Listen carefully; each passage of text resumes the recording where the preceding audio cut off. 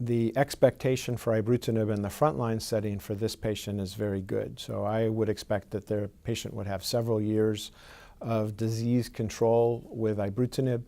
We know that not an insignificant number of patients actually come off of ibrutinib for intolerance and toxicities.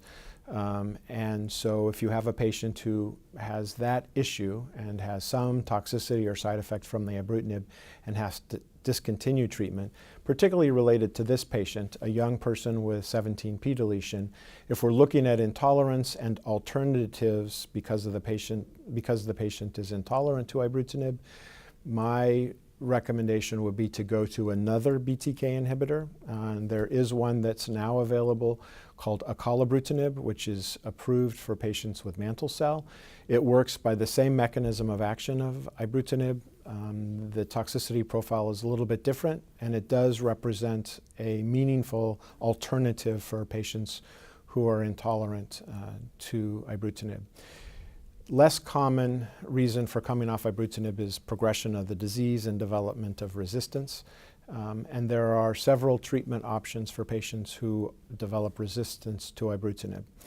This patient didn't have chemotherapy, chemoimmunotherapy exposure, and my expectation would be that when their disease progresses and they've become refractory or resistant to ibrutinib, they still have the high-risk feature of a 17p deletion.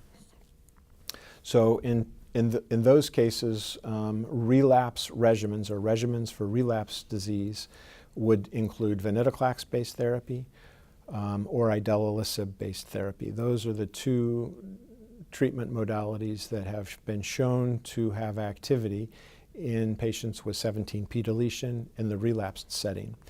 The preference in this case would be for venetoclax because there is data also that shows that you can achieve a remission and the remissions are durable in patients with ibrutinib failure, who are ibrutinib failures, with venetoclax as a salvage treatment. Venetoclax monotherapy in particular, but there was a recent clinical trial referred to as the Murano trial, which was a randomized trial looking at patients in the relapse setting who were randomly assigned a treatment with venetoclax plus rituximab versus bendamustine and rituximab.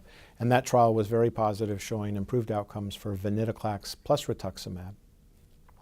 There were not very many patients on that trial who had been resistant to ibrutinib, but there are data from clinical trials that have treated patients who are ibrutinib resistant with venetoclax monotherapy and have shown clearly that there is activity with venetoclax in this setting.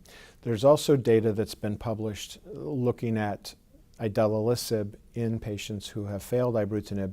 The outcomes are poorer for those patients than one would expect with, for example, venetoclax. It hasn't been studied in clinical trial. It's been more of a reported experience from a large data set of community and academic centers. So for a patient who's been treated with ibrutinib, either in the frontline setting or in the relapse setting, who's developed resistance to ibrutinib and progressive disease, venetoclax would be the next option. And my preference would be for venetoclax plus rituximab based on the Murano data. And idelalisib is an option, but the outcomes in this setting would be poorer. So for patients with relapsed disease, CD20 monotherapy is not very effective at long-term disease control. So one could consider rituximab or obinutuzumab as options, but those would be very low on my list of options because of the limited activity and the short duration, expected short duration of activity in that setting. However, I would consider potentially using high-dose methylprednisolone with a CD20 antibody. There's data that supports that regimen as a salvage regimen, and because you're using high-dose methylprednisolone, non-chemotherapy treatment, it would be a